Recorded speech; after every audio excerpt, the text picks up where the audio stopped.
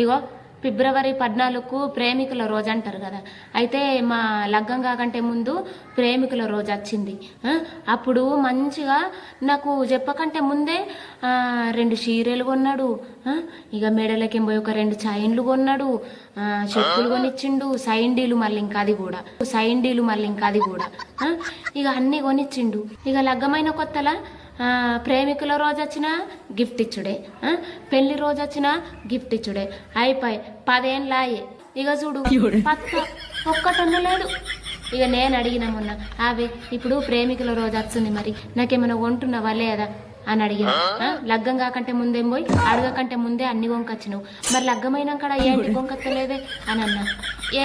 అప్పుడు గింత యాడనే మైండు, గింత యాడుండే మైండు, గింతగానం ఏడ తెలిసింది.